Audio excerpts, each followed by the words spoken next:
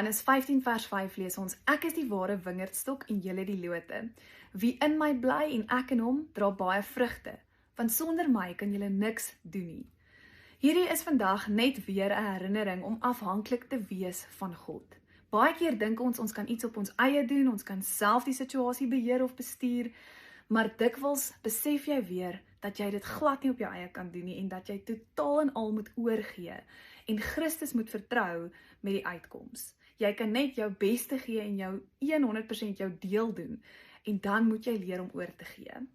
In my eie persoonlike lewe het ek hierdie afhanklikheid op 'n totale nuwe vlak ervaar en is ek in Desember vakansie deur 'n kar raak gery.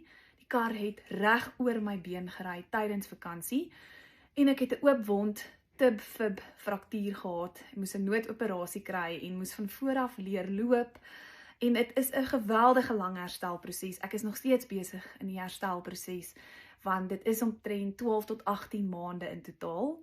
En daar is baie onsekerheid. Mense is nie heeltemal seker oor hoe jou herstel gaan nie. Mense weet nie regtig wat die resultaat of eindbestemming gaan wees nie en waar 'n mens gaan wees oor 12 tot 18 maande van nou nie.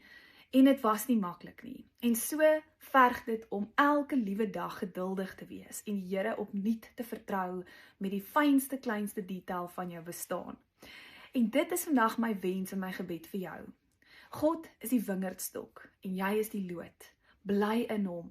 Wie in my bly is wat Christus vir ons beloof. God beloof vir ons, wie in my bly, dra baie vrugte, want sonder my kan jy niks doen nie. Elke liewe ding wat jy doen, elke besluit wat jy neem, elke liewe keuse wat jy moet maak, elke liewe stap is een in afhanklikheid. En so besef 'n mens, ek kan nie anders as om God te vertrou nie. Daar was onlangs weer geweldige baie uitdagings in my lewe. Dit voel asof daar net deesdae uitdagings is. En in die kleinste van uitdagings het ek net weer eens besef, die enigste manier hoe hierdie ding vir my gaan uitwerk is wanneer ek gaan leer om oor te gee. Dalk moet ek net leer om Christus te vertrou. Ek moet God vertrou in hierdie proses en in hierdie klein besluit en in die groot besluit. So ek moet oorgee en weet die enigste manier hoe hierdie ding vir my moontlik gemaak gaan word, is die oomblik wanneer ek net rustig word, stil word en dit in sy hande plaas. Dit is my wens vir jou ook vandag. Baie keer dink 'n mens jy kan alles beheer en bestuur en jy kan die uitkoms bepaal, maar dikwels gebeur die lewe en kom jy net weer op 'n plek in jou lewe waar jy besef hoe afhanklik jy is. Bly in my en jy sal baie vrugte dra.